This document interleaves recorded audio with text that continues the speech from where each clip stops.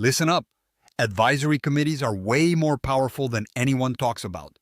You've been around the block, seen deals flop or drag, watched founders burn out, and investors losing control without even realizing why. Here's the cold truth. Advisory committees are the invisible steering wheel. Nobody teaches you to grab tight, but if you don't, you're just a passenger waiting to get blindsided. You're feeling it right now. The frustration of sitting in meetings where decisions get murky, or worse, where serious challenges sneak in because nobody dared to shout out loud. You hate it when investments stall, when momentum dies, or when founders stop pushing because they don't have someone fighting in their corner. That's because advisory committees are supposed to be the secret weapons, the strategic muscle, but often they're just talking shops or rubber stamps, a bunch of folks with seats but not real power. That's a disaster waiting to happen. Here's what nobody's telling you. Advisory committees hold a quiet, crushing power, not because of their titles or numbers, but because they control the narrative around your vision before anyone else even knows it's changing. When your advisory group is sharp, active, and brutally honest, they filter out catastrophic mistakes before they explode. They align investors and founders on the real risks and the hidden opportunities that no pitch deck can reveal.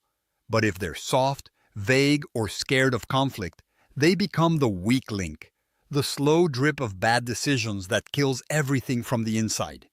You have to treat your advisory committee like a weapon, or it becomes a liability. Stop thinking of these committees as just a formality. If you want to unlock their real power, here's the brutal playbook. First, pick people who challenge everything, not just agree to look polite. If your advisory members are just nodding heads, dump them. You want sharpness, brutal feedback, the kind that stings but saves you from a dumpster fire. Make them uncomfortable. Demand weekly or bi-weekly check-ins where brutal questions get thrown on the table like grenades. Can your market really scale? Are you burning money on ego, not growth? Are you ignoring signals just because they're inconvenient? Let them dismantle your bullshit because if they don't, someone else will, later in a far uglier way. Second, insist on full transparency. None of that polished, half-hidden info. Communicate everything early, even the ugly stuff. Advisory committee members need to see the raw pulse of the business to act correctly. If they are outsiders getting sugar-coated updates, their power is crushed before it starts. When they get the raw truth, their ability to intervene, advise, and, most importantly, protect the interests of everyone involved skyrockets. That's how you turn a committee from a useless checkbox into your personal early warning system and strategic turbo boost. Third, make alignment a religion. Everybody, investors, founders, advisors, must be rowing in sync, or the boat flips on you. Use the advisory committee to hash out these tensions early when they're still small fires, not full-blown conflagrations. They have the power to recalibrate the entire operation if you listen and act on what they say before it's too late. If you ignore them, you're ignoring engine warnings. And yes, that's going to require you to swallow ego, to hear brutal truths, and to force difficult conversations.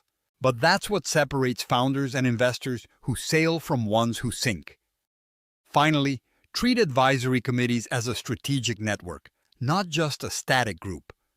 Your committee is a secret weapon when it connects you to other people, ideas, markets, and resources that push your business forward in ways no one else can.